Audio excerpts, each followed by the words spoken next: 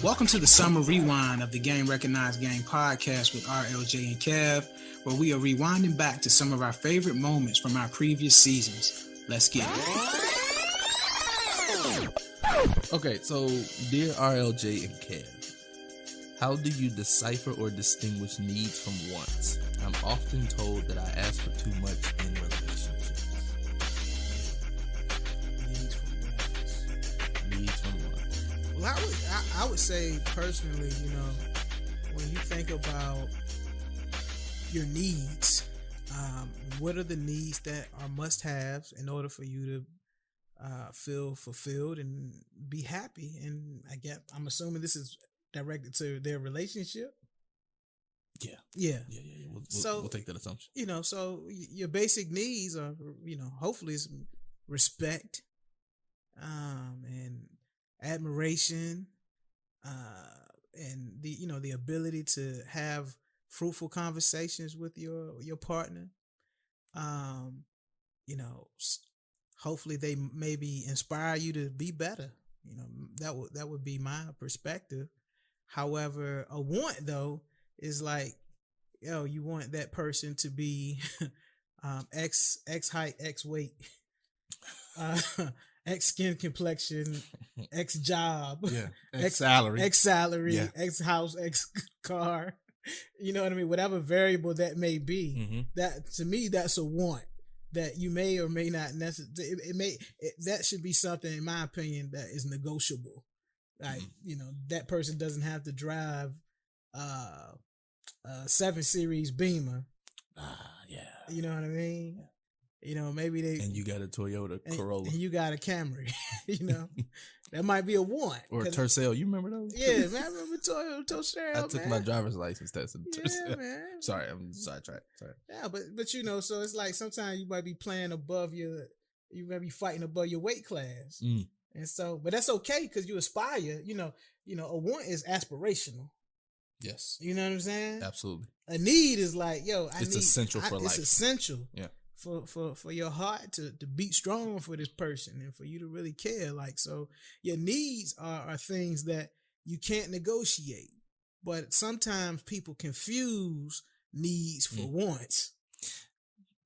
True. I honestly think that's where the question comes from. You have to clearly define and articulate what your needs are versus where you may have room for negotiation with your wants. Well, and so you made a good point. Needs are, those things that are essential. Essential, right? Yeah. I need a partner that's going to respect me. Mm-hmm. I need a partner that's going to go to work every day. Yep.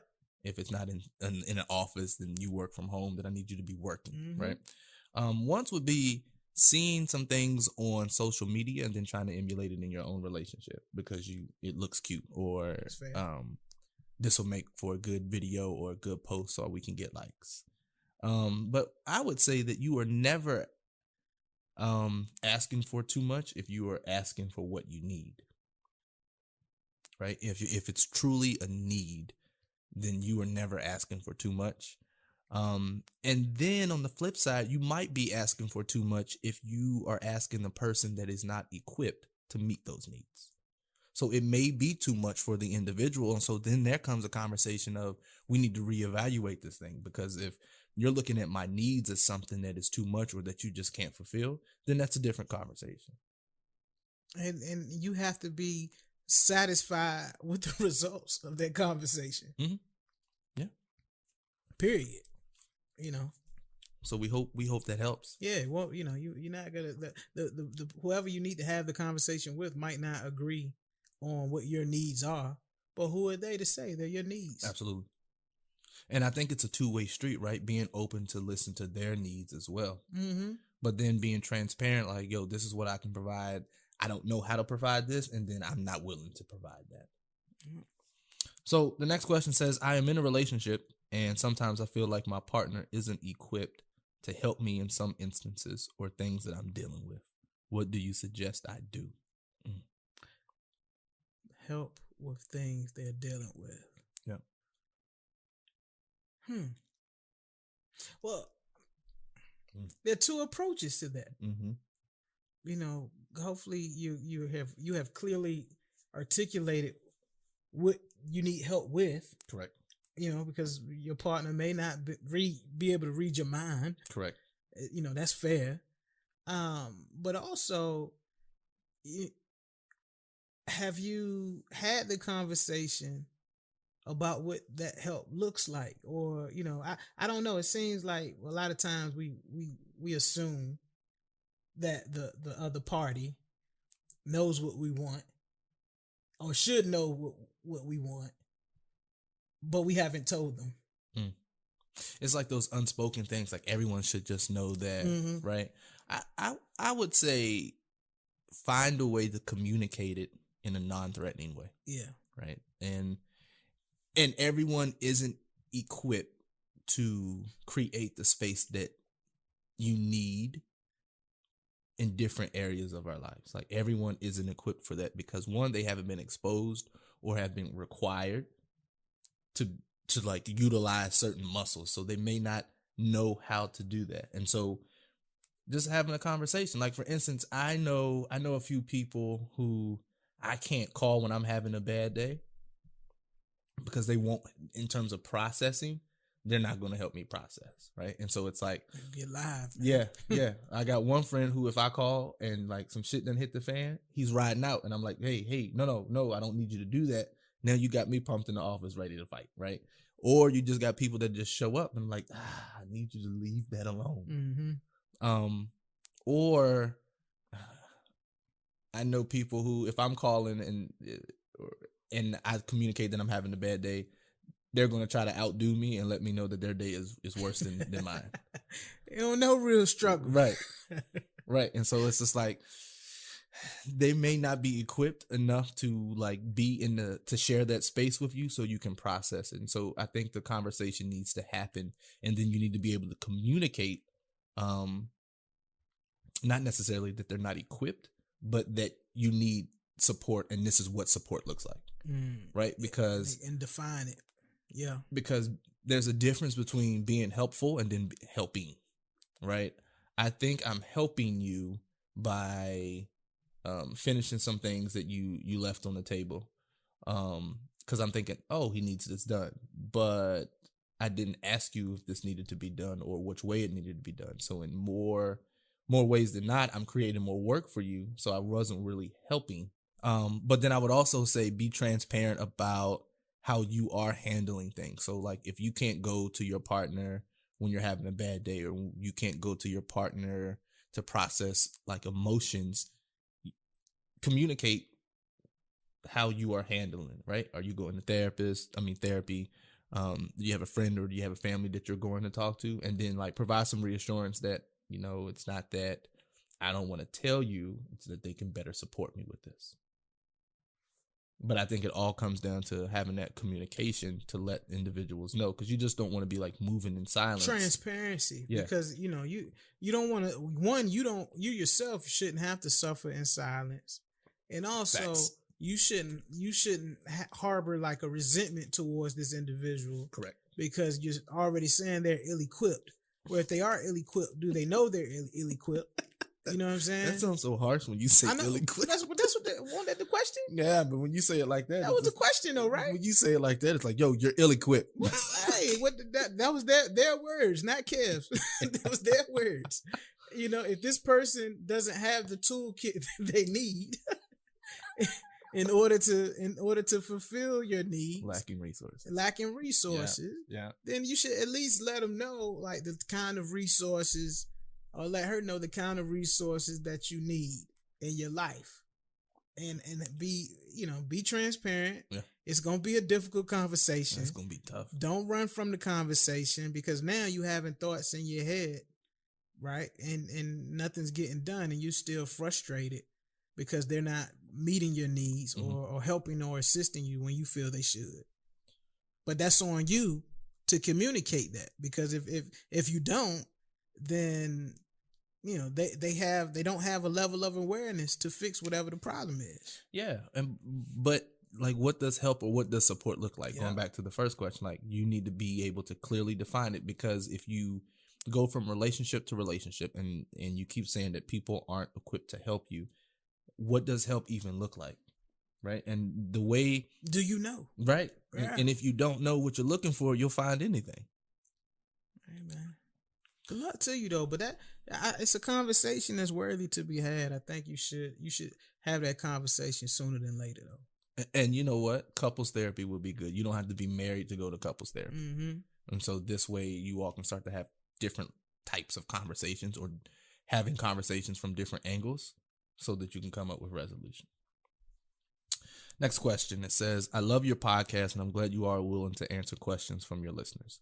I'm a 41-year-old single woman and I have been able to attract a good number of men. Some are my type, some are outside of what I would consider to be my type. The issue I am facing is I feel that I am often taken advantage of because I'm so nice and giving. Not sexual, because I locks it down. You got a chastity belt or something? Am I sending out take advantage of me signals, or am I being blinded by attraction? Hold up, rewind that second part though. The issue that I am facing is I feel that I am often taken advantage of because I'm so nice and giving. Not sexual, because I locks it down. Am I sending out take advantage of me signals, or am I being blinded by attraction? So giving in terms of like money, time, effort. Maybe not time. It's probably, in this instance, if you feel you're taking advantage of it, it probably gifts, monetary. Mm-hmm. Monetary gifts or nice gifts. Maybe. I mean, stop being so nice and start being wise, right? And we don't know, so we're going to take this stage as if this is about physical things that you're giving, like items. Mm-hmm. The only thing you should be giving to these individuals in the initial stages of a relationship or the dating phase is attention. Anything else, like, they have to earn it. And so if you out here buying J's and rental properties. Hey, I got where 10 and a half. 10 and a half. The Retro 3 Carolina joints came, but I don't want them. Get me on the next one now. Get the mailing address at GRG RLJKEB. Nah, but in all seriousness though, like, you know, if you have a giving, it sounds like you have a giving heart, and that's something that you enjoy doing, right? Because you've done it. You know, I wouldn't say that people are taking advantage of you, or that like you're naive by giving gifts. That's what you enjoy doing. I will say though, you know, it's certain things that are earned. Yeah. You know what I mean? That are earned. And so I would just challenge you to, you know, get to know that person better and get to know what they're about before you disclose that part of your heart. Facts. To them. You know, because everybody don't appreciate when people do stuff for them, man. It's unfortunate, but that's the world, right? These days, it's kind of sad. But and it also goes back to, you know, we talk about love languages a lot on the show. Mm-hmm. Everyone's love language may not be gifts. Kev's love language is gifts, though. Kev loves to receive gifts. I love it. I'm not a gold digger. I'm not a gold. I just like. You just appreciate it. I appreciate it when somebody do something for me, man. I love acts of service and gifts. I love it. And that's fair, right? Yeah. And so it's like, if your love language, it sounds like it is gifts. Giving gifts. Yep. Yeah. Have the conversation to see what the individual's love language is, because they may not acknowledge that what you are doing is the way of communicating your love or affection. Yeah. But I will say, if you want to buy a gift from someone, buy it for yourself. Yeah, hell yeah. Yeah, wrap that shit up, open it, and then be like, oh, you shouldn't have. If you feel like you have to buy something. And it's not necessarily what you're attracting, it's what you're choosing to entertain, right? And so you're attracting people, but you're choosing to entertain the individuals that seem to have this pattern of taking advantage. Especially if they're not treating you how you want to be treated. Right. You know, that's a problem. You know, if they're not giving you the respect that you feel you deserve, but you're pouring out of yourself, whether you're buying gifts or whatever, and you're not getting that reciprocated, then yeah, you gotta be a little more wiser. You know, a little more wiser, but don't change who you are. But, at all. You know, yeah, that's not an indictment on you. You know what I mean? Yeah, and don't feel like you're being punished for, being a genuine person. What I will say to you is, what's meant for you will be sent to you, and it won't be surrounded by confusion. So when you'll know when that person that you are, engaging with will be the one that's for you. You won't have signs of confusion or wonder or a sense of insecurity if this is what it's supposed to be. Keep buying your gifts, girl. But I know I wear 10.5. All right. I don't go to a lot of public places. They got the bird flu. But nice little R&B concert or something every like now that. and then. A small venue. I'll be there. I'll be with it. Okay. All right. Yeah. Hit him up at GRG RLJKEV. We'll make sure he gets those messages. Next question. In big bold letters, it says, I don't like rejection. I don't handle it well, and I put up walls to avoid getting rejected. I built walls to keep others out, but the walls also force me to realize that I'm lonely. I want to remove the wall, but I know I can't handle rejection. ...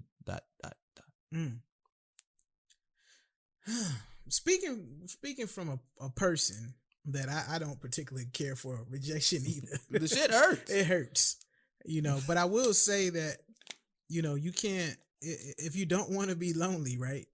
You got to be vulnerable enough to put yourself out there to be rejected.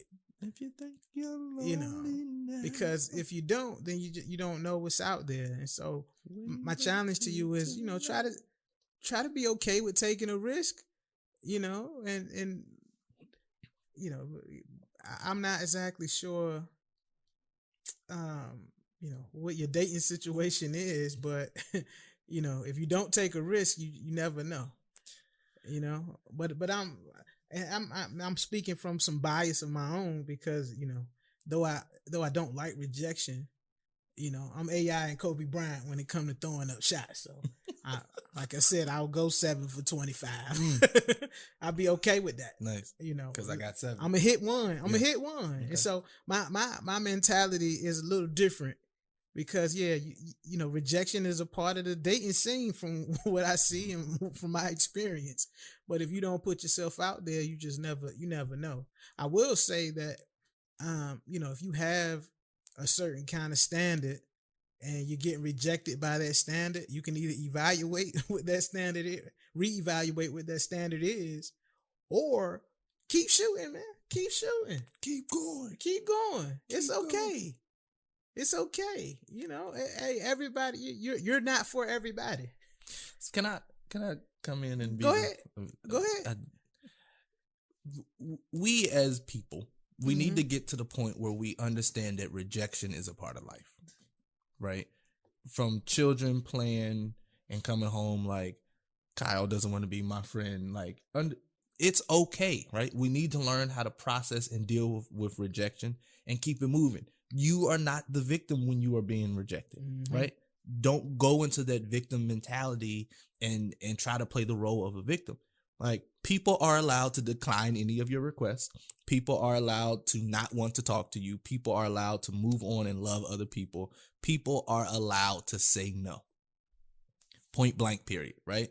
And you are entitled, we as humans are entitled to nothing and no one. And the sooner that we realize this, the easier this life will be. To continue listening to Ask GRG Part 1, check out Season 2, Episode 15 of the Game Recognized Game podcast with RLJ and Kev, available on all streaming platforms. Stay cool and be light.